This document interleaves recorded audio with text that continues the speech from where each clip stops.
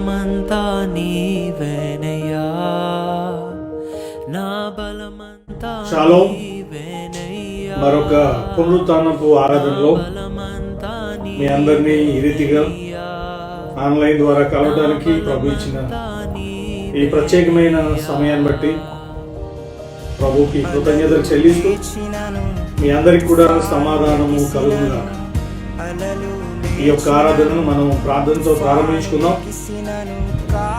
మనం ప్రేమించి మా కొరకు ప్రాణం పెట్టి తిరిగి లేచి తిరిగి రానయ్యున్న మా ప్రియ తండ్రి, మీకు వందనాలు.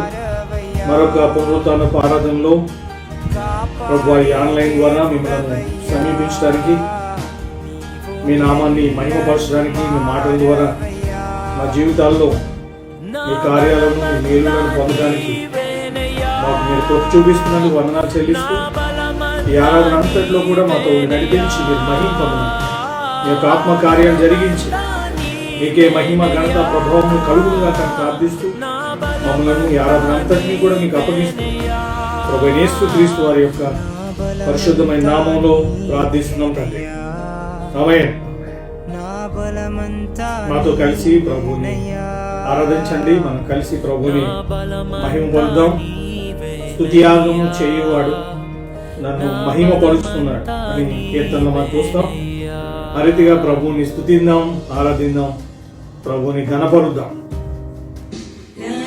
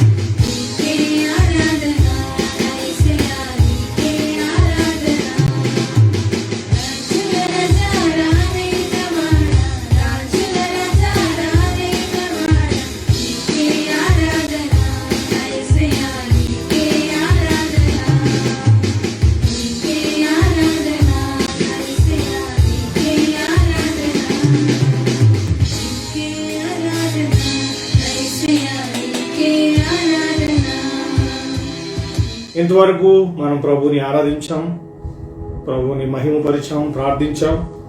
ఈ సమయంలో దేవుడు మన కొరకు సిద్ధపరిచిన జీవపు మాటలు, జీవితాలను, పరిస్థితులను మార్చే ఆయన మాటల కొరకు ప్రార్థనాపూర్వకంగా మనం సిద్ధపడదాం. దేవుని వాక్యం కొరకు ప్రార్థన చేద్దాం.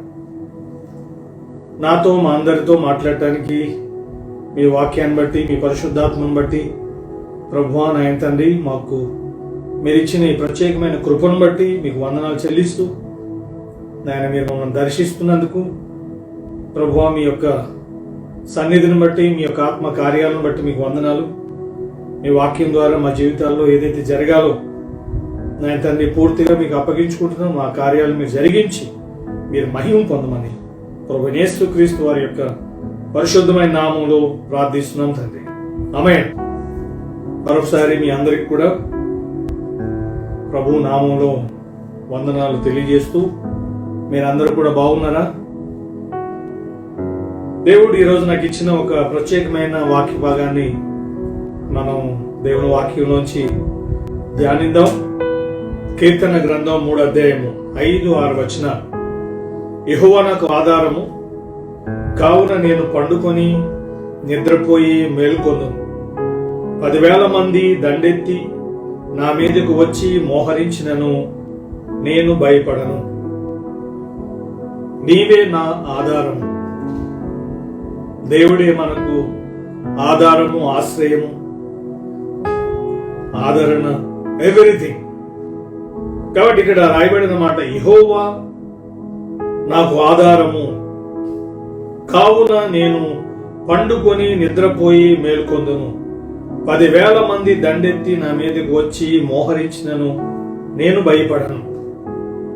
అంటే దేవుణ్ణి ఒక వ్యక్తి ఆధారం చేసుకున్నప్పుడు, దేవుడు నాకు ఆధారము అని మనం అలా జీవించినప్పుడు, అప్పుడే ఒక వ్యక్తి నెమ్మదిగా, సమాధానంగా, క్షేమంగా, ఆరోగ్యంగా, ఆశీర్వాదకరంగా ఎలా ఉండాలో అలాగా ఆ ప్రభువు మాత్రమే వారి విషయంలో చేయగలరు. కాబట్టి ఈయన అంటున్నాడు 10,000 మంది మా మీదకి అనట్లేదు. అక్కడ ఫ్లోరల్ రాయబడలేదు, సింగులర్ రాయబడింది. నా మీదకి, నా ఒక్కడ మీదకి 10,000 మంది ఆయన్ని చంపడానికి, ఆయన మీద యుద్ధం చేయడానికి వచ్చినప్పటికీ కూడా నేను భయపడను. అంటే దేవుణ్ణి ఆధారం చేసుకునే వ్యక్తి, ఆ వ్యక్తి జీవితంలో భయం అన్నది ఉండదు. ఆ వ్యక్తి నెమ్మదిగా ఉంటాడు. ఇప్పుడున్న పరిస్థితులు మనం ఆలోచిస్తే భయంతో, టెన్షన్తో, చింతతో, రకరకాల కారణాలతో ఈరోజు ఎంతో మంది నలిగిపోతున్నాం. చాలా మంది కూడా భయంతో చనిపోయే వారి సంఖ్య కూడా ప్రతిరోజు ఎక్కువైతుంది. కాబట్టి ఈరోజు మన జీవితంలో నెమ్మదిగా మనం ఎప్పుడు ఉండగలం, భయపడకుండా మనం ఎప్పుడు ఉండగలం, ఒక వ్యక్తి క్షేమంగా ఎప్పుడు ఉండగలడు, ఒక వ్యక్తి జీవితంలో ఆశీర్వాదకరంగా ఎప్పుడు ఉండగలడు అన్నది దానికి ఆన్సర్ ఏంటంటే కీర్తన 3వ అధ్యాయం 5వ వచనం. దేవుడు మనకు ఆధారముగా ఉన్నప్పుడు, ఆయన మీద ఆనుకున్నప్పుడు, ఆయనకి మనం అప్పగించుకున్నప్పుడు, నో డౌట్ ఇక్కడ రాయబడిన మాట మన జీవితంలో కూడా నెమ్మదిని, ధైర్యాన్ని, ఆశీర్వాదాన్ని దేవుడు మనకి తప్పకుండా ఇవ్వగలడు. కాబట్టి ఇప్పుడున్న దినాల్లో, ఏ దినాలైనా సరే, ఎందుకంటే వచ్చే దినాలు కూడా మనం బైబిల్ ప్రకారం చూసినప్పుడు ఆ వాక్యంలో ఎఫెసీ 5:15లో, అదే రీతిగా తిమోతికి రాసిన 2వ పత్రిక 3వ అధ్యాయంలో కూడా దినములు చెడ్డవి అని ఎఫెసీ 5:15లో మనం చూస్తాం. తిమోతికి రాసిన 2వ పత్రిక 3వ అధ్యాయంలో అంచె దినములలో అపాయకరమైన కాలములు వచ్చును అని చెప్పి దేవుని వాక్యంలో దేవుడు ఆ విషయాల్ని మనకి తెలియజేశాడు. కాబట్టి ఎటువంటి దినాలైనా, ఎటువంటి పరిస్థితులైనా దాంతో మనకు సంబంధం లేదు. ఎందుకంటే ఆ పరిస్థితుల నుండి తప్పించి, రక్షించి మనల్ని ఎక్కడికైతే ఆయన తీసుకువెళ్ళాలని నిర్ణయించాడో అక్కడికి ఆయన తీసుకుని వెళ్ళగల సమర్థుడు. కాబట్టి మనం ధైర్యంగా నెమ్మదిగా ఎప్పుడు ఉండగలం? ఈరోజు ఈ మాటలు వింటున్న మీకు ఇటువంటి స్టేట్మెంట్, ఇటువంటి విట్నెస్ మనం కూడా చెప్పగలగాలి. దేవుడు నాకు ఆధారము, కాబట్టి నేను నెమ్మదిగా పండుకుంటాను, నేను నెమ్మదిగా ఉంటాను, సమాధానంగా ఉంటాను, నేను భయపడను. అంటే ఈరోజు ఏ వ్యక్తి అయితే నెమ్మదిగా సమాధానంగా భయపడకుండా జీవించగలుగుతున్నాడో ఆ వ్యక్తి దేవుణ్ణి ఆధారం చేసుకుని జీవిస్తున్నాడు. కాబట్టి ఈరోజు ఈ విషయాన్ని మనం నేర్చుకోబోతున్నాం. దాని ముందుగా ఒక చిన్న ఎగ్జాంపుల్. ఆ ప్రాంతం కొంత సమయంలో వరద చేత మునిగిపోబోతుంది. ఆ ప్రాంతానికి వరద వస్తుంది. ఇంకా కొన్ని నిమిషాల్లో ఆ ప్రాంతం అంతా కూడా నిండిపోయి కొట్టుకుని పోయే పరిస్థితి. ఆ టైంలో అక్కడ ఉన్న ఒక ఆయన వారందరినీ కూడా వారికి హెచ్చరిక చేశారు. మనం ఇక్కడ నుంచి వెంటనే ఏదైతే ఉందో అది పట్టుకుని పక్కనే ఉన్న కొండపైకి వెళ్ళిపోదాం, అక్కడ వెళ్తే మనం క్షేమంగా ఉంటాం, ఈ ప్రాంతం అంతా మునిగిపోబోతుంది, కాబట్టి నా మాట వినండి అని చెప్పి ఆయన అలా హెచ్చరిక చేశాడు. కొన్ని బట్టలు తీసుకున్నాడు, కొన్ని వస్తువులు తీసుకున్నాడు, ఇంకా పరిగెడుతూ ఉన్నాడు. ఆయనతో పాటు కొంతమంది ఆయన మాటకు రెస్పాండ్ అయ్యి నిజంగా ఆయన చెప్పింది కరెక్టే అని చెప్పి కొందరు ఆయన ఫాలో అయ్యారు. కొందరైతే ఆ కొండ ఎక్కడం చాలా కష్టం, అది ఇక్కడ చెట్లు ఉన్నాయి, చెట్ల మీద ఎక్కువ కూర్చుందాం, ఒక వరద వచ్చినా సరే కొద్దిసేపు ఉంటది, తర్వాత మనం దిగి మన పనులు మనకేం కాదు అని చెప్పి కొందరైతే ఆయన మాటను కేర్లెస్ గా దాన్ని పట్టించుకోకుండా అక్కడున్న చెట్లు ఎక్కువ కూర్చున్నారు. ఈయన మాటను నమ్మిన వాళ్ళు దగ్గరలో ఉన్న కొండ చాలా పెద్దది, అది చాలా కష్టం అది ఎక్కడం. అయినా సరే అక్కడ వెళ్తేనే వారు క్షేమంగా ఉండగలరు. కాబట్టి ఆయనతో పాటు కొందరు వెళ్ళారు కొండ పైన వాళ్ళు ఉన్నారు. ఈ లోపల ఎప్పుడు రానంతగా వరద ఆ ప్రాంతానికి రావడం జరిగింది. చెట్లు, వారికి ఉన్న గృహాలు అన్ని కూడా మునిగిపోయినాయి, కొట్టుకుని వెళ్ళిపోయాయి.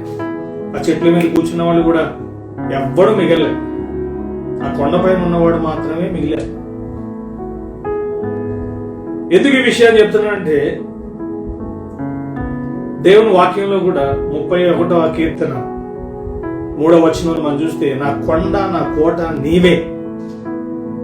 ఈరోజు మనం కొన్నిటి మీద ఆధారపడుతున్నాం. మనం ఆధారపడవలసిన ప్రాముఖ్యమైనది ఏదైనా ఉందంటే అది దేవుడు, దేవుని వాక్యం. కాబట్టి కొండ మీద ఉన్న వాళ్ళు ఎలాంటి వారంటే దేవుణ్ణి ఆధారం చేసుకున్న వారికి వారు సాదృశ్యంగా ఉన్నారు. ఈ చెట్ల మీద, అదే రీతిగా వారికి ఉన్న గృహాల్లో ఎవరైతే ఉన్నారో వాళ్ళ సొంత ఆలోచనలు, వారి యొక్క మనుషుల మీద, వాళ్ళ ఆలోచనల మీద వారు ఆధారపడ్డారు. కాబట్టి ఆ పరిస్థితులు ఎలా ఉన్నాయో ఆ ఎగ్జాంపుల్ మనం చూస్తున్నాం, ఎవ్వడం మిగలే.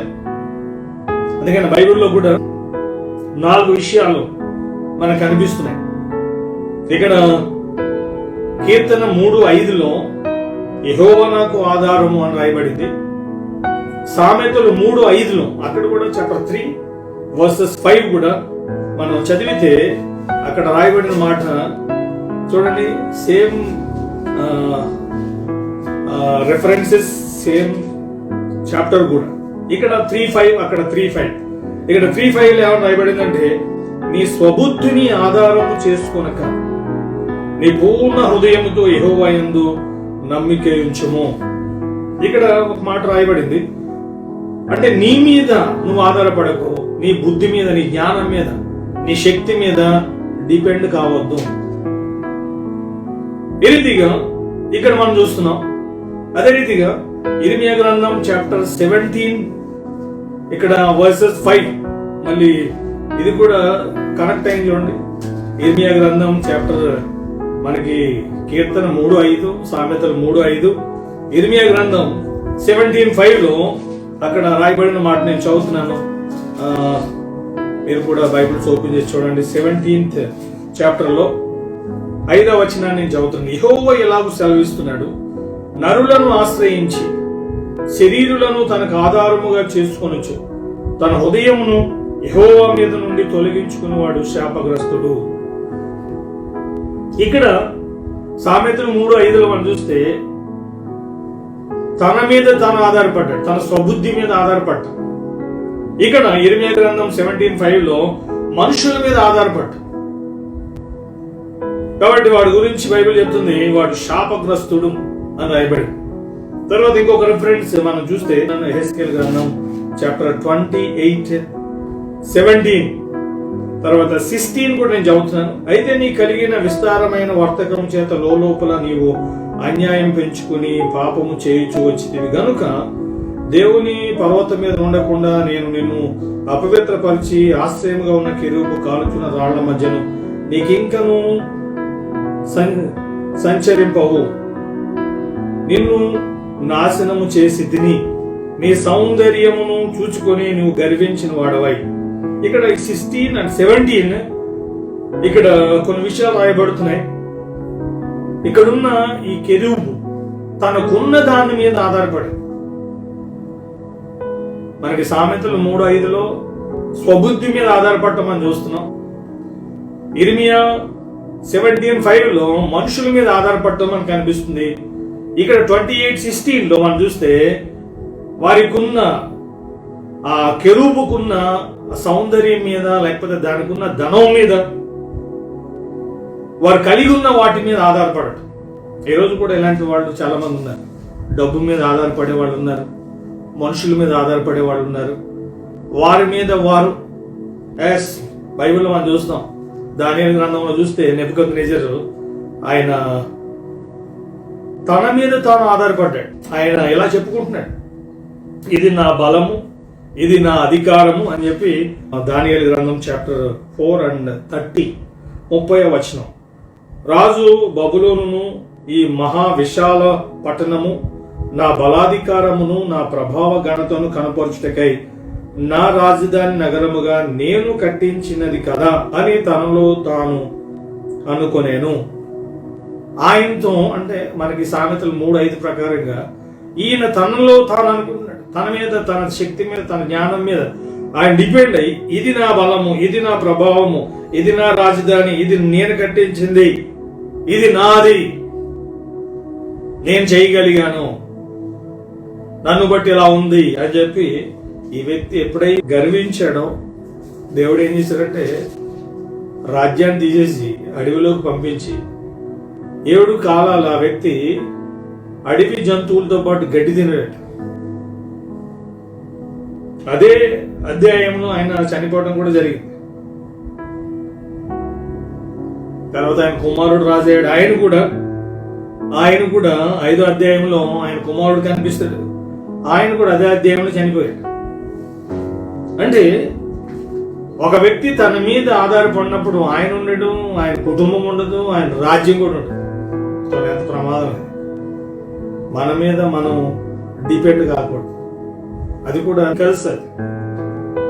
తర్వాత ఇది మనం చూస్తున్నాం, నీ స్వబుద్ధిని ఆధారం చేసుకోవద్దని చెప్పి సామెతల్లో 3:5 మనం చదివాం. కాబట్టి తన స్వబుద్ధిని ఆధారం చేసుకున్నాడు నెబుకద్నెజరు. ఆయన రాజ్యం, ఆయన కుమారుడు 3 పోయినాయి. అలాగే రెండవదిగా మనం చూస్తాం ఇర్మియా గ్రంథము 17:5 మనుషులను ఆధారం చేసుకుని. ఈరోజు కొందరు మనుషుల మీద డిపెండ్ అయ్యే వాళ్ళు కూడా చాలా మంది ఉన్నారు. మనుషులకు భయపడే వాళ్ళు ఉన్నారు, మనుషుల కొరకు జీవించే వాళ్ళు ఉన్నారు. కొంతమంది నేను వాళ్ళని ప్రశ్నిస్తున్నప్పుడు ఆశ్చర్యం కలిగిస్తుంది. ప్రభువుని నమ్మి ఆత్మను పొంది వాళ్ళు ఇచ్చే మాటలు ఎలా ఉంటాయంటే వారి విశ్వాసానికి, వారి మాటలకి కనెక్షన్ ఉండదు. ఒక ఆమెను అడిగాను, అమ్మా నువ్వు ఎందుకు బతుకుతున్నావు అంటే ఆమె చెప్పింది, నా పిల్లల కొరకు బతుకుతున్నాను పాస్టర్ గారు. నేను ఆమెతో చెప్పాను, నువ్వు రక్షణ పొంది ఆత్మను పొంది నీవు పిల్లల కొరకు బ్రతుకుతున్నానని చెప్తున్నావు, అది కరెక్ట్ కాదు. అది 2 Corinthians 5:15 ప్రకారంగా జీవించి వారు తమ కొరకు కాక తమ నిమిత్తము మృతి పొంది తిరిగి లేచిన వారి కొరకు జీవించాలని చెప్పి దేవుని వాక్యంలో రాయబడింది. సెకండ్ అది ఇప్పుడు మన ప్రాణం ఉంటేనే మనుషులతో ఉండగలం. ప్రాణం లేనప్పుడు మన బాడీని కూడా ఉంచినవారు. ఏదైనా ఉంది అంటే because of reason only Jesus. కాబట్టి మనం మనుషుల కొరకు లేము, మనుషులు సంతోష పెట్టడానికి లేము, మనుషులు మెప్పు కొరకు లేము, మనుషులకు భయపడే పరిస్థితి కూడా లేదు. క్రైస్తవ్యం అన్నది చాలా ప్రత్యేకమైన, మనుషులకు భయపడేది కాదు, మనుషుల మెప్పు కోరేది కాదు, మనుషుల్ని మభ్య పెట్టేది కూడా కాదు.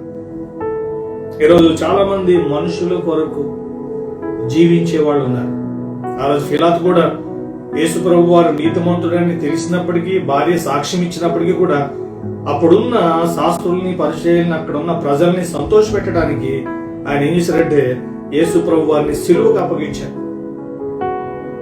ఈరోజు కూడా మనుషులను బట్టి దేవుణ్ణి వెంబడించే వాళ్ళు ఉన్నారు తప్ప వాక్యాన్ని బట్టి దేవుణ్ణి వెంబడించే వాళ్ళు లేరు. కొంతమంది ఇలా మాట్లాడుకుంటారు, ఆశ్చర్యం కలిగిస్తుంది. అక్కడ కొన్ని వేల మంది వస్తారు, లక్షల మంది వస్తారు మందిరానికి, లక్షల మంది, వేల మంది వస్తే అక్కడ వాళ్ళని చూసి వెళ్లే వాళ్ళు ఉన్నారు తప్ప అపోస్తుల కార్యాలు 17వ అధ్యాయం 11వ వచనం ప్రకారంగా ఈరోజు మందిరానికి వెళ్లే వాళ్ళు లేరు. మందిరానికి వెళ్ళాలంటే ఎలాంటి స్టాండర్డ్స్ ఉండాలి? వాక్యాన్ని బట్టి నువ్వు చేసే ప్రతిదీ, నీ జీవితాన్ని, నీ కుటుంబాన్ని, సంఘాన్ని, సేవకుల్ని నువ్వు చూడాలి. అప్పుడే నీ జీవితంలో దేవుని సన్నిధిని, దేవుని ఆశీర్వాదాన్ని, దేవుని రాజ్యాన్ని పొందగలం. నీతిమంతుడిగా మారటం కష్టం కాదు, కానీ ఆయన నీతిమంతుడిగా మారడానికి ఆయన రక్తాన్ని చిందించాడు, ఆయన వాక్యాన్ని ఇచ్చాడు, పరిశుద్ధాత్మ దేవుని ఇచ్చాడు. నీతిమంతుడిగా మారడం జస్ట్ బిలీవ్ చేస్తే అయిపోతుంది, కానీ నీతిమంతుడిగా జీవించడం మాత్రం నాట్ ఈజీ. అది దేవుడు నీతిమంతులుగా మార్చబడటం మాత్రమే కాదు, నీతిమంతులుగా మనం జీవించాలి. Very important. కాబట్టి ఈరోజు చాలా మంది కూడా మనుషుల కొరకు, మనుషుల మెప్పు కొరకు జీవించేవారు, మనుషులకు భయపడి చేసేవాడు. కొంత తెలుసు యేసు ప్రభువు దేవుడు అని చెప్పి, కానీ మనుషులు ఏమనుకుంటారో, వాళ్ళ కులస్తులు ఏమనుకుంటారో, వాళ్ళ పిల్లలకి పెళ్లిళ్ళు అయితే కాదు, వాళ్ళ పరలోకం అవసరం లేదు. ఆల్రెడీ దేవుడు చెప్పాడు మత్తయి సువార్త 5వ అధ్యాయంలో, నా నిమిత్తం జనులు మిమ్మల్ని నిందించి, హింసించి, మీ మీద చెడ్డ మాటలు పలుకుతారు, నాయన నీతి నిమిత్తం హింసింపబడాలి, అప్పుడే మీరు ధన్యులు, అప్పుడే పరలోక రాజ్యం మీది అని చెప్పి చాలా క్లియర్గా చెప్పాడు. కానీ జనాలకి మనుషుల భయం ఎక్కువ తప్ప దేవుని భయం లేదు. ఈరోజు మనుషులను ఆధారం చేసుకునే వాళ్ళు మనుషులు భయపడతారు, మనుషుల మెప్పు కోరుకుంటారు, ఈ రీతిగా మనుషుల కొరకు జీవిస్తారు. దేవుడు వాళ్ళని యాక్సెప్ట్ చేయండి. మనం దేవుని మెప్పు కొరకు, దేవుని కొరకు మనం జీవించాలి, ఆయనకే భయపడాలి. అందుకని బైబిల్ ఎలా ఉంది, నీ దేహాన్ని చంపేవాడికి భయపడవద్దు, కానీ నీ దేహమును, నీ ఆత్మను నరకములో పడవేసేవానికి మిక్కిలి భయపడండి అని చెప్పి యేసు ప్రభువు చెప్పారు. కాబట్టి కొందరేమో వారి మీద ఆధారపడే వాళ్ళు ఉన్నారు, కొందరేమో మనుషుల మీద ఆధారపడే వాళ్ళు ఉన్నారు, కొందరేమో వారికి ఉన్న దాని మీద ఆధారపడే వాళ్ళు ఉన్నారు. కొందరు నేను చూస్తుంటా, వాళ్ళకి డబ్బులు లేనప్పుడు చాలా దీనత్వం కనిపిస్తుంది, అమాయకత్వం కనిపిస్తుంది, తగ్గింపు కనిపిస్తుంది, ప్రేమ కనిపిస్తుంది, విధేయత కనిపిస్తుంది. కానీ ఎప్పుడైతే డబ్బులు రాగానే, పొజిషన్ మారగానే, తమ్ముడు లేదు, అన్న లేడు, ఇంకా బంధువులు లేరు, స్నేహితులు లేరు, ఇంటి వాళ్ళు లేరు, వాడికి కళ్ళు నెత్తి మీద వెళ్ళిపోతుంది. ఈ రీతిగా డబ్బు మీద ఆధారపడే వాళ్ళు ఉన్నారు. బైబిల్ మనం చూస్తాం. రెండవదిగా మనుషుల మీద ఆధారపడే వ్యక్తుల్లో మనకి ఒక ఆయన చాలా సుపరిచితమైన యాకోబు గారి గురించి మనం చూస్తే, ఆయన లాబాను దగ్గరికి వెళ్ళాడు. జెనసిస్ లో ఆదికాండం మనం చూస్తాం. లాబాను దగ్గరికి వెళ్ళి ఆయన ఆ మామ మీద ఆధారపడ్డాడు. భార్య విషయంలో మోసం చేశాడు. అదే రీతిగా ఆయన పని చేసే పనికి ఇవ్వాల్సిన జీతం విషయంలో 10 times నీకు ఇంత ఇస్తాను, నీకు 10,000 ఇస్తాను అని ఒకవేళ అనుంటే 5,000 ఇవ్వటం, 6,000 ఇవ్వటం, ఇట్లా 10 సార్లు ఆయన మోసం చేయటం మనం చూస్తాం. చివరికి అంత కష్టపడి ఆల్రెడీ ఆయన శకునాన్ని చూసాడట.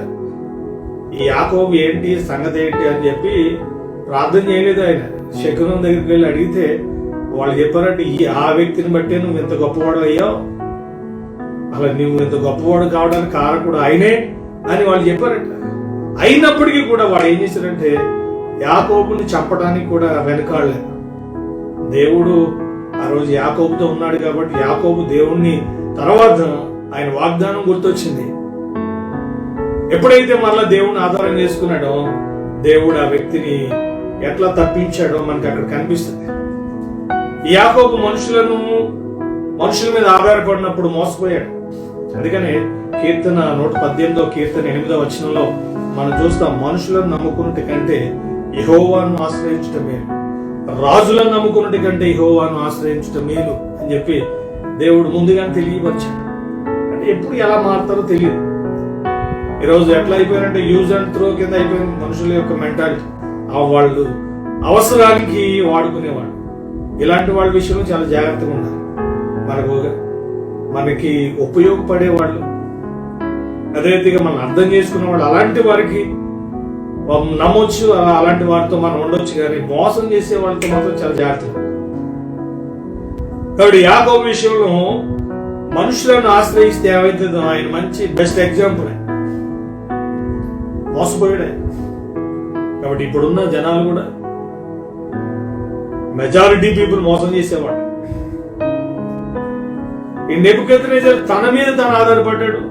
తన లైఫ్ ఏమైందో మనం దానియేలు 4వ అధ్యాయంలో మనం చూసాం. ఇక్కడ యాకోబు విషయానికి వచ్చినప్పుడు మనుషుల మీద ఆధారపడటం వల్ల ఏమైందో ఆయన జీవితంలో కొన్ని జరిగిన సంఘటనలు దేవుని లేఖనంలో మనం చూసాం. మోసపోయాడు. అలాగే మనకున్న దాని మీద ఆధారపడితే ఏమైతుంది అన్నది చూస్తే మనకి యెషయా గ్రంథం 14వ అధ్యాయం కానీ యెహెజ్కేలు గ్రంథం 28వ అధ్యాయం కానీ దేవుడిచ్చిన ఉన్నతమైన స్థానాన్ని కోల్పోయి ఈరోజు దెయ్యాలుగా మారిన దేవదూతలు వాటికి ఉన్న దాన్ని బట్టి వాటిని ఆధారం చేసుకుని ఇవన్నీ ఇచ్చింది ఆయనే,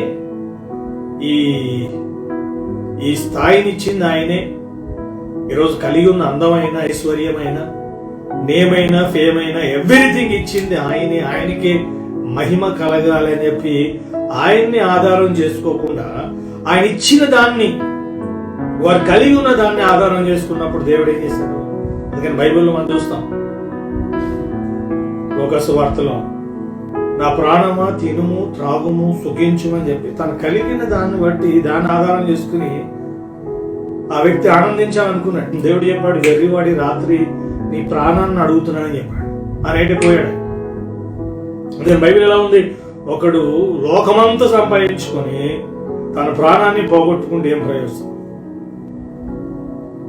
కాబట్టి అస్థిరమైన ధనము యందు నమ్మిక ఉంచొద్దని చెప్పాడు దేవుడు. ధనము మన కొరకు ఉంది తప్ప ధనం కొరకు మనం లేవు, మనం దేవుని కొరకు ఉన్నాం. కాబట్టి ధనాన్ని నమ్మటం, మనకున్న దేనిపైన కూడా, అది ఉద్యోగమైన వ్యాపారం అయినా ఎనీథింగ్ ఏదైనా సరే దాని మీద మనం ఆధారపడటానికి లేదు, మనుషుల మీద ఆధారపడటానికి లేదు. అది కూడా కరెక్ట్ కాదు. అది దానివల్ల మోసపోతాం. డబ్బు మీద ఆధారపడినా కూడా మనకి బైబిల్ మనం చూస్తాం, దాని వలన విశ్వాస విషయంలో భ్రష్టులు అయిపోయారట. తిమోతికి రాసిన పత్రికలో మనకి ఆ విషయాలు కనిపిస్తాయి. తిమోతికి రాసిన మొదటి పత్రిక 6వ అధ్యాయంలో, ఇహమందు ధనవంతులైన వారు గర్విష్ఠులు కాక అస్థిరమైన ధనమందు నమ్మికించక సుఖముగా అనుభవించుటకు సమస్తమును మనకు ధారాళముగా దయచేయు దేవుని యందే నమ్మికించుడని ఆజ్ఞాపించింది. అంటే ధనాన్ని ఆధారం చేసుకుని జీవిస్తే అది పాపం. ధనం ఉండటం పాపం కాదు, ధనవంతులుగా ఉండటం పాపం కాదు. ధనాన్ని బట్టి గర్వించటం, ధనాన్ని బట్టి అతిశయించటం, అదే దేవుడు అనుకోవటం, అదే లోకం అనుకోవటం, అది మాత్రం డేంజర్. కాబట్టి 3 విషయాలు ఇక్కడ కనిపిస్తున్నాయి. తన మీద తాను ఆధారపడే వాళ్ళు ఉన్నారు, నెబుకద్నెజర్ లాగా. మనుషుల మీద ఆధారపడి మనుషులను ఆశ్రయించిన యాకోబు లాంటి వాళ్ళు ఉన్నారు, మోసపోయారు. అలాగే వారు కలిగిన వాటి మీద ఆధారపడే వాళ్ళు ఉన్నారు. ఈరోజు దెయ్యాలుగా ఉన్న ఒకప్పుడు దేవదూతల, ఈరోజు కూడా ఎంతోమంది వారు కలిగిన దాన్ని బట్టి దాని మీద ఆధారపడి దాని కొరకు జీవించేవారు, దాన్ని బట్టి అతిశయించేవారు. అది లేకపోతే ఇంకా సూసైడ్ చేసుకునే వాళ్ళు కూడా ఉన్నారు. కాబట్టి ఈరోజు మనం ఈ మూడింటి మీద డిపెండ్ కాకూడదు. నీ మీద కానీ, మనుషుల మీద కానీ, నీకున్న దాని మీద కానీ కాకుండా కీర్తనల గ్రంథం 3:5 చెప్పబడిన రీతిగా యెహోవా నాకు ఆధారము, కావున నేను పండుకొని నిద్రపోయి మేల్కొందును. 10,000 మంది దండెత్తి నా మీదకి వచ్చి మోహరించినను నేను భయపడను. ఎంత అద్భుతమైన స్టేట్మెంట్ ఇది! మన జీవితంలో ఈ వాక్యం ఎలా నెరవేర్చబడుతుంది? యెహోవా నాకు ఆధారము అనడానికి ఏదో అంటం చాలా ఈజీ, చెప్పడం చాలా ఈజీ, కానీ దాన్ని అనుభవించడం అది చాలా ఇంపార్టెంట్. బైబిల్లో చెప్పబడిన మాటలు, భక్తుల జీవితాలు మనం గమనిస్తే, అందుకని కీర్తన 34లో 8వ వచనంలో మనం చూస్తాం, యెహోవా ఉత్తముడని రుచి చూసి తెలుసుకొనండి, ఆయన ఆశ్రయించిన నరుడు ధన్యుడు అని చెప్పి 34:8లో మనం చూస్తాం. దాన్ని టేస్ట్ చేయండి, దాన్ని అనుభవించండి. ఇది ఈ వాక్యం మనం విన్నాం, చదివాం, దాన్ని బట్టి ఎస్ దేవుడు నాకు ఆధారంగా ఉండాలి అని ఈరోజు దేవుని నమ్మిన వారు చెప్పడం సులువే. ఇది ఎలా నెరవేర్చబడుతుంది అన్న దానికి మనకి 4th చాప్టర్లో వెళ్తే మొదటి వచనంలో వెరీ వెరీ ఇంపార్టెంట్ కీవర్డ్ ఇది. ఇక్కడ ఈ మాట నేను చదువుతున్నాను. నా నీతికి ఆధారమగు దేవా, నేను మొరపెట్టినప్పుడు నాకు ఉత్తరమిమ్ము. ఇక్కడ ఒక మాట చెప్తున్నాడు ఆయన, నా నీతికి ఆధారమగు దేవా, నేను మొరపెట్టినప్పుడు నాకు ఉత్తరమిమ్ము. ఇరుకులో నాకు విశాలత కలుగు చేయవాడు నీవే, నన్ను కరుణించి నా ప్రార్థన అంగీకరించము. ఇక్కడ ఒక మాట మనకు కనిపిస్తుంది, నా నీతికి ఆధారమగు దేవా. అంటే ఈరోజు దేని ఆధారంగా దేవుడు నాకు ఆధారం అని చెప్పగలరు? మళ్ళీ చెప్తున్నాను, దేనిని ఆధారం చేసుకుని దేవుడు నాకు ఆధారం అని చెప్పగలమంటే వన్ వర్డ్ కనిపిస్తుంది, రైచియస్నెస్, నీతి. మీకు ఎంతో ముందు కూడా చెప్పాను, క్రైస్తవులు అనే మాట దేవుడు పెట్టింది కాదు. అంతియోకయలో ఉన్న శిష్యుల్ని అక్కడ ఉన్న వారు క్రైస్తవులని పిలిచారు. కానీ దేవుని దృష్టిలో పెట్టబడిన మాట ఏంటంటే, బైబిల్లో మనం చూస్తే నీతిమంతులు, పాపులు, నీతిమంతులు. ఆయన వచ్చింది కూడా దేని కొరకు? పాపుల్ని నీతిమంతులుగా మార్చడానికి. నీతిమంతులుగా మార్చడానికి ఆయనకి మనం అప్పగించుకుంటే అప్పుడే మనం నీతిమంతులుగా జీవించగలం. కాబట్టి ఈయన ఏమంటున్నాడంటే, నా నీతికి ఆధారమగు దేవా. 3:5లో నా యెహోవా నాకు ఆధారం అని చెప్తున్నాడు. ఎలా దేవుడు ఆయనకు ఆధారం అంటే, బికాస్ ఆఫ్ రీజన్, ఆయనలో ఉన్న నీతి. ఎందుకంటే దేవుడే ఆయన చేసిన అతి ప్రాముఖ్యమైన కార్యం ఏదైనా ఉందో మన జీవితంలో, అంటే గొప్ప కార్యం ఏదైనా ఉందంటే మనం నీతిమంతులుగా మారటమే గొప్ప కార్యం. నీతిమంతులుగా మారకుండా దేవుని ప్రజెన్స్ మనకు లేదు, దేవుని బ్లెస్సింగ్ మనకు లేదు. ఒకవేళ ప్రార్థన చేసినా దేవుడు వినడు, పరలోకం కూడా లేదు. ఎందుకంటే మత్తయి సువార్త 25వ అధ్యాయంలో ఇలా రాయబడింది, నీతిమంతులను చూసి ఆయన అంటాడు, నా తండ్రి చేత ఆస్వాదింపబడిన వారులారా, లోకం పుట్టినది మొదలుకొని మీ కొరకు సిద్ధపరచబడిన రాజ్యమును స్వతంత్రించుకొనుడి అని చెప్పి మత్తయి సువార్త 25వ అధ్యాయంలో అని చెప్పాడు. కాబట్టి ఈరోజు మనం ఈ ఎక్స్పీరియన్స్ వెరీ ఇంపార్టెంట్. మరలా ఒక ఇంపార్టెంట్ విషయాన్ని మీకు గుర్తు చేస్తున్నాను. నీతిమంతులుగా మారటం చాలా ఈజీ. ఎందుకంటే అకార్డింగ్ టు రోమన్స్ 5:9 ప్రకారంగా అక్కడ రాయబడిన మాట ఏంటంటే, ఆయన రక్తం వలన మనం నీతిమంతులుగా మార్చబడ్డాం.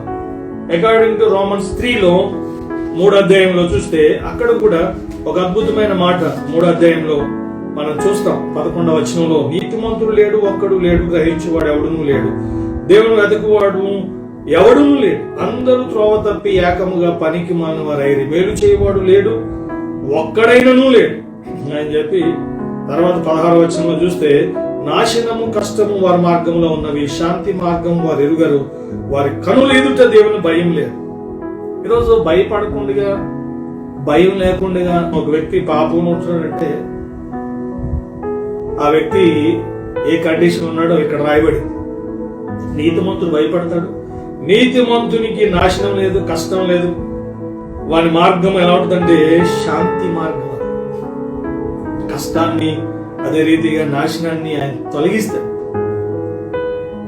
అందుకని కీర్తనలో రాయబడింది, వారి కష్ట దినములను పోగొట్టి వారికి నెమ్మదిని కలుగు చేస్తారని చెప్పి కీర్తనలో దేవుడు నీతిమంతుల గురించి ఆయన ఒక అద్భుతమైన స్టేట్మెంట్ ఇచ్చారు.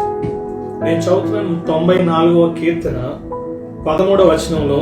కష్టాలు వస్తాయి, కానీ ఇక్కడ రాయబడిన మాట 94:13 కీర్తన 94:13 మీరు నోట్ చేసుకోండి. వెరీ ఇంపార్టెంట్ ప్రామిస్ అండ్ ప్రొఫెసీ కూడా.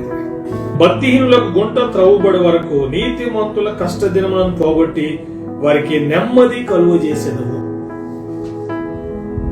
కాబట్టి ఆయన నీతిమంతుడు, ఆయన పరిశుద్ధుడు, ఆయన సర్వశక్తిమంతుడు. ఈరోజు మన జీవితంలో కూడా ఆయన చూసేది ప్రార్థన ఎంతమంది చేస్తున్నారన్నది ఆయన చూడడం, నీతిమంతులు ఎంతమంది ప్రార్థన చేస్తున్నారు అది చూస్తాడు. ఎందుకంటే పేతురు గారు రాసిన పత్రికలో ఉంది, ఆయన కన్నులు నీతిమంతుల ప్రార్థనల వైపు, ఆయన చెవులు వారి వైపు, అదే ఆయన చెవులు వారి ప్రార్థనల వైపు ఉండమని చెప్పి రాయబడింది. నీతిమంతులు చూస్తున్నాడు, నీతిమంతుల ప్రార్థనలు ఆయన వింటున్నాడు. యాకోబు రాసిన పత్రికలో నీతిమంతుని ప్రార్థన మనపూర్వకము గలదై బహు బలము గలదై ఉండునని రాయబడింది. కాబట్టి మనం నీతిమంతులుగా మార్చబడాలి. ఎప్పుడు దేవుడు నాకు ఆధారంగా మార్చబడతాడంటే, ఇది 4వ అధ్యాయం 1వ వచనం మన జీవితంలో నెరవేర్చబడితేనే 5వ అధ్యాయం 3వ అధ్యాయం 5వ వచనంలో చెప్పబడింది మన జీవితంలో నెరవేర్చబడ్డం మనం చూస్తాం. 3:5 మనం చూస్తున్నాం. మరొకసారి గుర్తు చేస్తున్నాను, యెహోవా నాకు ఆధారము, కావున నేను పండుకొని నిద్రపోయి మేల్కొందును. 10,000 మంది దండెత్తి మోహరించినను, నా మీదకి వచ్చి మోహరించిన నేను భయపడను. కాబట్టి ఆయన ఆ స్టేట్మెంట్ ఇవ్వటానికి, విట్నెస్ కలిగి ఉండడానికి గల కారణం ఏంటంటే 4వ అధ్యాయంలో 1వ వచనం, నా నీతికి ఆధారం ఒక దేవుడు. ఆయనలో నీతి అన్నది చూడగలిగాడు. ఆయన నీతిమంతుడిగా మార్చబడ్డాడు, నీతిమంతుడిగా జీవించాడు. నీతిమంతుడిగా మార్చబడటం ఎట్లా అంటే, దానికి 2 ప్రాముఖ్యమైన కారణాలు, ప్రాముఖ్యమైన అనుభవాలు ఉన్నాయి. ఒకటి, మన పాపములను ఒప్పుకొని విడిచిపెట్టినప్పుడు, మన పాప క్షమాపణ పొందినప్పుడు, ఇది ఫస్ట్ ఘట్టం. రెండవదిగా ఆయన రక్తం చేత మన పాపములన్నిటినీ కూడా ఆయన కడిగి మనల్ని నీతిమంతుడిగా మారుస్తాడు. పాప క్షమాపణ పొందటం, ఆయన రక్తంలో కడగబడటం, ఆయన మనందరి పాపముల నిమిత్తం ఈ లోకానికి వచ్చి ఆయన మరణించి తిరిగి లేచాడు. ఆయన చిందించిన రక్తం ద్వారా ప్రతి ఒక్కరికి పాప క్షమాపణ కలుగుతుంది. అలా పాప క్షమాపణ పొందిన ప్రతివాడు కూడా నీతిమంతుడిగా మార్చబడ్డాడు అని బైబిల్ చెప్తుంది. కాబట్టి ఇది ఫస్ట్ పార్ట్. ఇది నీతిమంతుడిగా మార్చబడటం, దాని కొరకు ఆయన అన్ని చేసేస్తాడు. దాన్ని జస్ట్ బిలీవ్ అండ్ రిసీవ్. ప్రభువా, నువ్వు నా కొరకు మరణించావు, నీ పరిశుద్ధమైన రక్తాన్ని నేను నీతిమంతుడిగా మార్చడానికి చిందించావు, నా పాపాలు ఒప్పుకుంటున్నాను, విడిచిపెడుతున్నాను. సామెతలు 28:13 ప్రకారంగా అతిక్రమము దాచిపెట్టువాడు వర్ధిల్లడు, వాటిని ఒప్పుకొని విడిచిపెట్టువాడు కనికరం పొందడు అని చెప్పి వాక్యంలో రాయబడింది. కానీ రెండవది వెరీ ఇంపార్టెంట్, అదేంటంటే నీతిమంతునిగా జీవించడం. ఈ 2 కలవాలి. నువ్వు మార్చబడాలి, మార్చబడకుండా నువ్వు జీవించి ఈరోజు చాలా మంది నీతిమంతులు ఎందుకు జీవించలేదంటే వాడు నీతిమంతుడిగా మార్చబడలేదు. నీతిమంతుడిగా మార్చబడినప్పుడు ఏం జరుగుతుంది? 2 Corinthians 5:17 జరుగుతుంది. అక్కడ ఏమన్నా ఎవడైనా క్రీస్తునందు ఉన్న యెడల నూతన సృష్టి, పాతవి గతించెను. కాబట్టి ఆయన మనల్ని నూతన సృష్టిగా, ఒకప్పుడు పాపులుగా ఉన్నాం, ఇప్పుడు నీతిమంతులుగా ఉన్నాం. రెండే వ్యత్యాసాలు, పాపి గాని పరిశుద్ధుడి గాని, అనీతిమంతుడు నీతిమంతుడు, రెండే దేవుడు చూస్తున్నాడు. ఆ స్త్రీ ఆ పురుషుడు అనేది కూడా అది డజంట్ మ్యాటర్. కులంతో సంబంధం లేదు, దేశంతో సంబంధం లేదు. ఆ వ్యక్తి నీతిమంతుడిగా మార్చబడ్డా, ఫస్ట్ నీతిమంతుడిగా జీవిస్తున్నాడు. కొందరు మార్చబడుతున్నారు కానీ మళ్ళీ పాపులుగా మారిపోతున్నారు. ఎందుకు మరలా పాపులుగా మారిపోతున్నారు? ఎందుకు మరలా పాపం చేస్తున్నారంటే నీతిమంతుడిగా జీవించడం ఆ వ్యక్తికి అర్థం కావట్లేదు.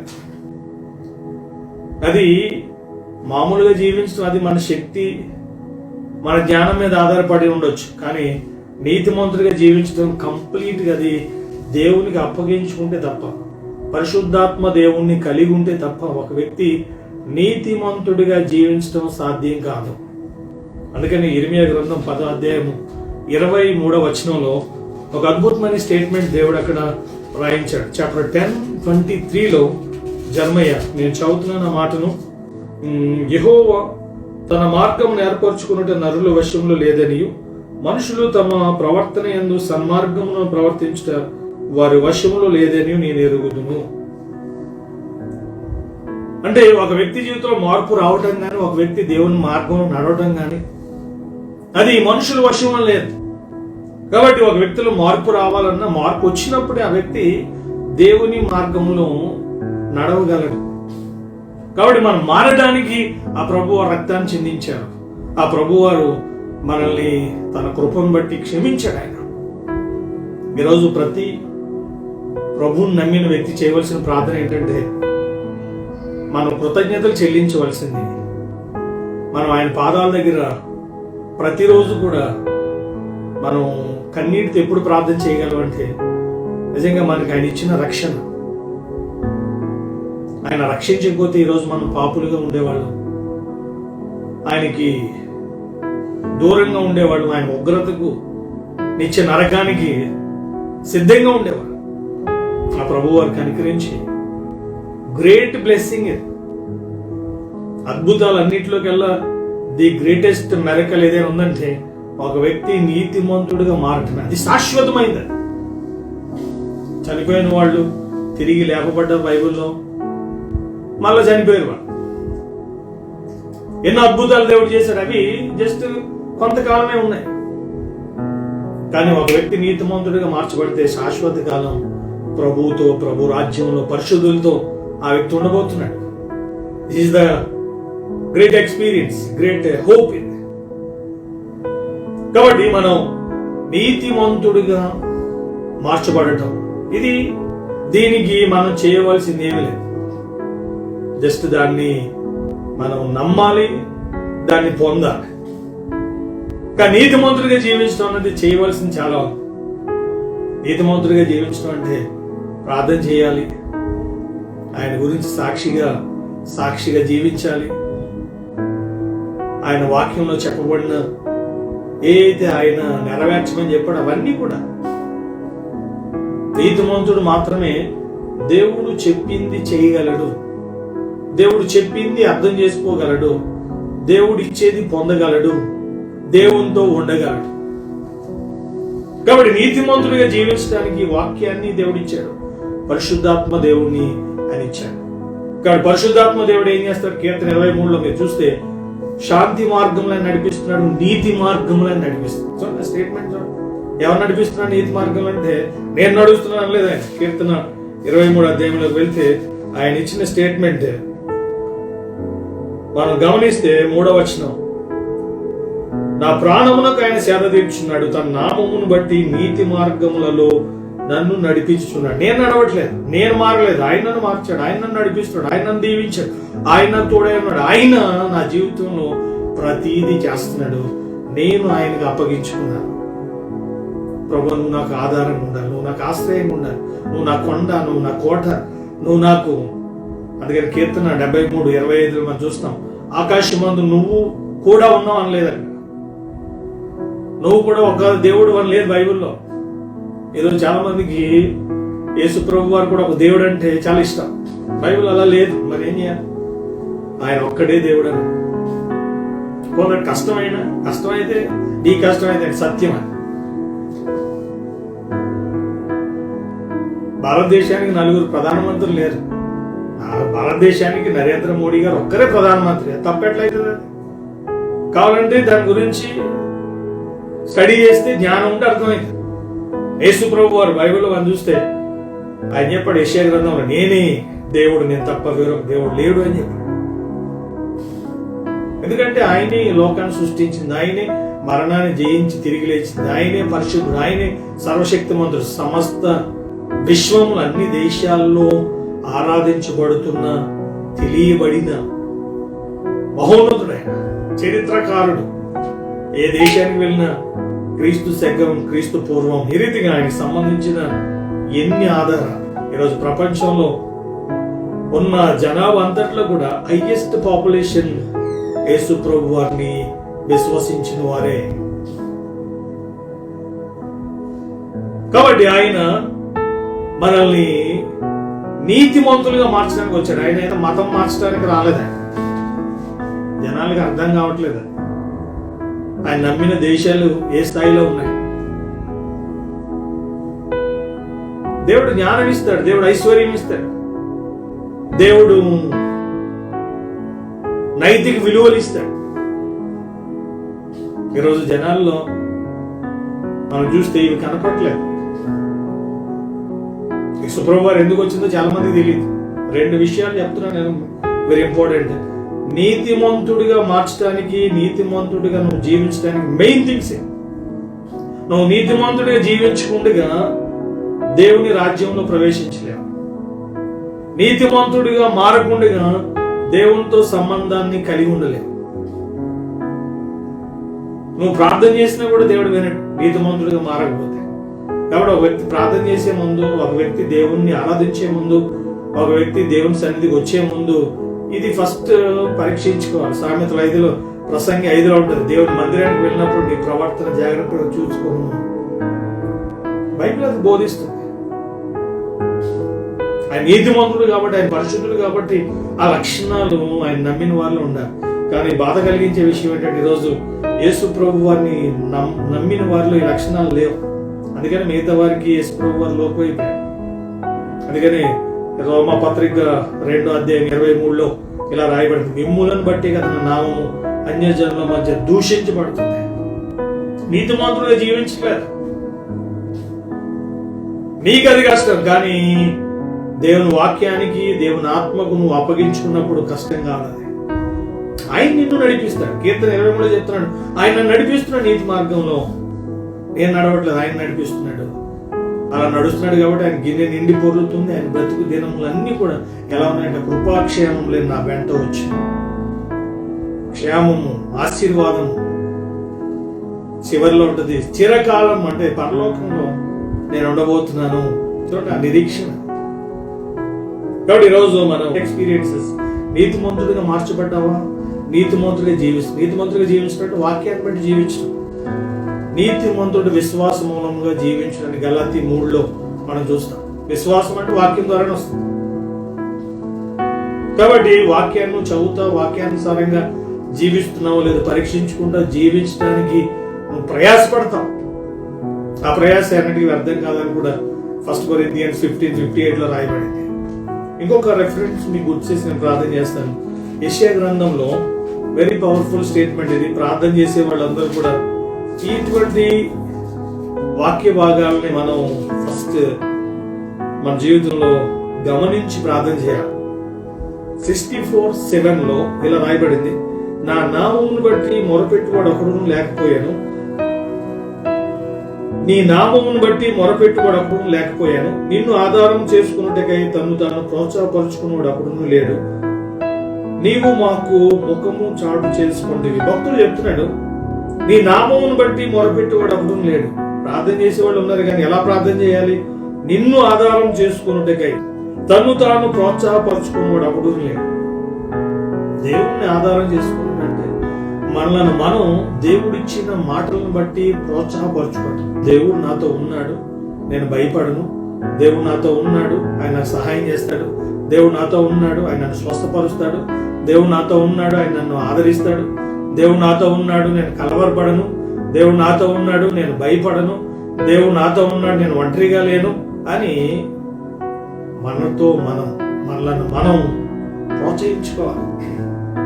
అలా దావీదు గారి జీవితం, అలా ప్రభువుని నమ్మిన వారి జీవితాల్లో మీరు స్టడీ చేస్తే వాళ్ళు అలా తమను తాము దేవుణ్ణి బట్టి ప్రోత్సహించుకున్నారు. ఎందుకంటే వాళ్ళు నీతిమంతులుగా మారారు, నీతిమంతులుగా జీవించారు కాబట్టి ఆ గ్రహింపు వచ్చింది. ఆయన చెప్పిన మాటలు, ఆయన ఇచ్చిన వాగ్దానాలు పట్టుకున్నారు. ఎప్పుడైతే ఆయన చెప్పిన మాట పట్టుకుని జీవిస్తామో తప్పకుండా ఆయన చెప్పిన ప్రతి మాట పొల్లైన సున్నైన తప్పిపోదు అని రాయబడింది. 100% ఆయన చెప్పిన ప్రతి మాట కూడా నెరవేరింది, నెరవేరుతుంది, నెరవేరబోతుంది. కాబట్టి మనం ప్రార్థన ఎలా ఉండాలంటే ఆయన ఆధారం చేసుకుని నీ క్వశ్చన్లన్నీ ఆయన చెప్పడం కాదు, రిపీట్ గా. కొందరు ప్రార్థన ఎలా ఉంటుంది? చెప్పిందే చెప్పడం. అప్పుడు నాకు రోగం ఉంది, ఆయన తెలుసు, ప్రభువు నన్ను స్వస్థపరుస్తాం. ఇర్మియా గ్రంథం 30 అధ్యాయం 17 వచనం ప్రకారంగా, మలాకీ గ్రంథం చాప్టర్ 4 వర్సెస్ 2 ప్రకారంగా,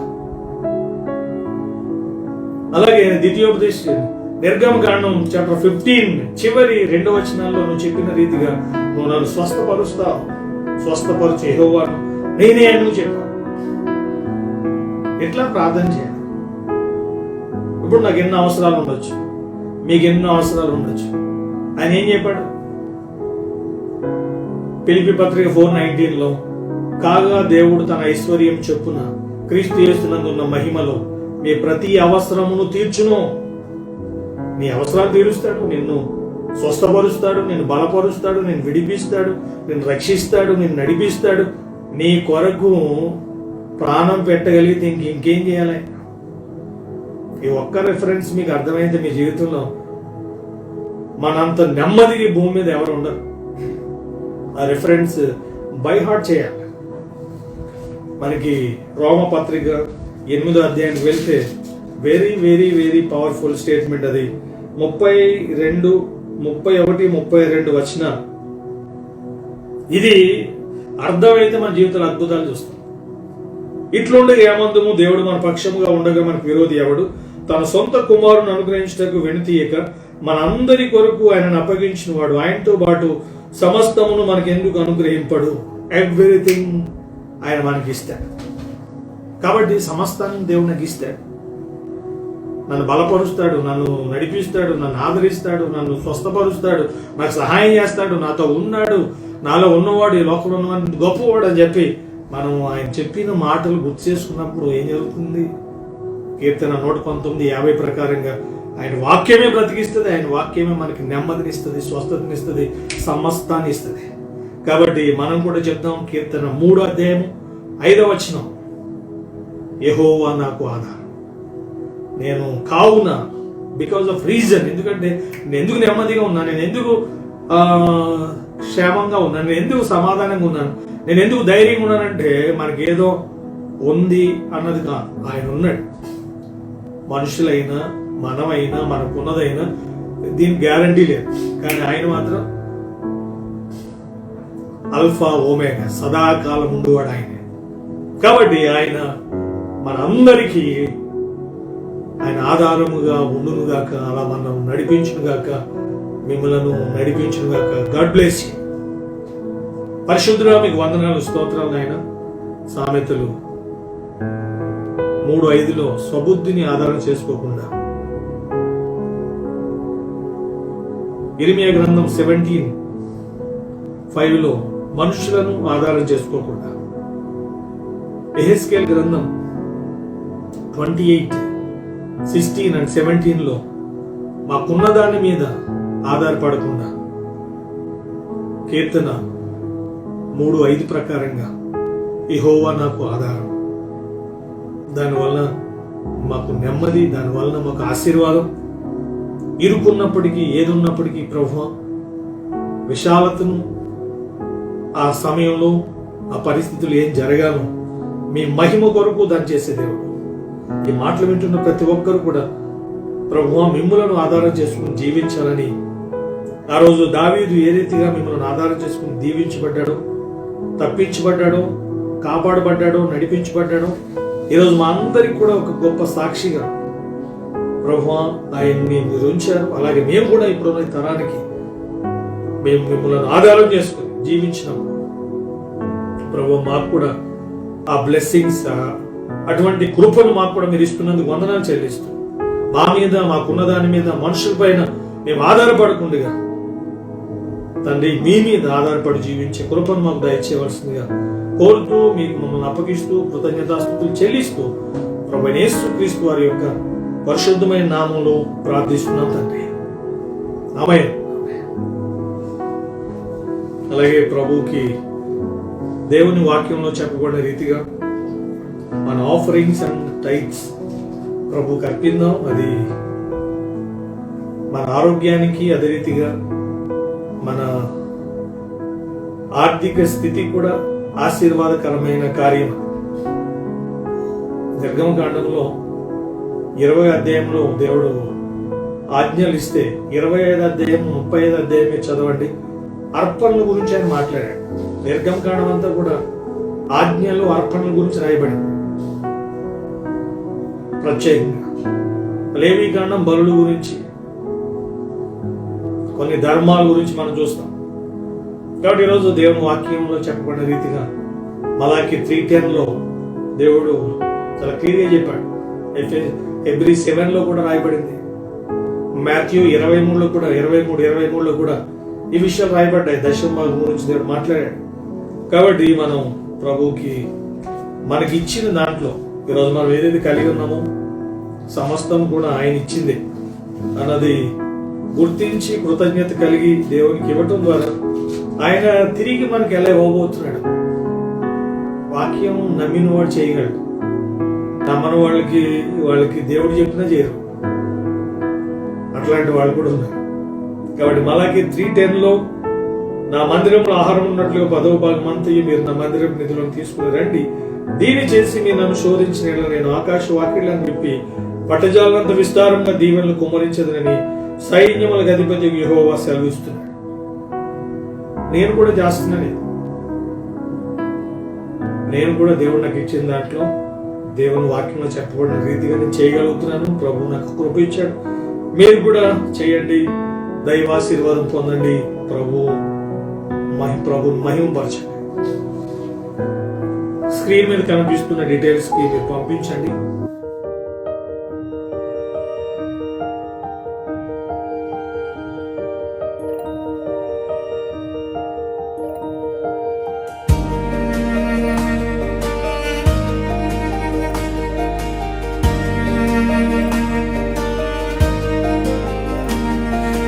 బలమంతా నీవేనయ్యా, నా బలమంతా నీవేనయ్యా, నా బలమంతా నీవేనయ్యా, నా బలమంతా నీవేనయ్యా.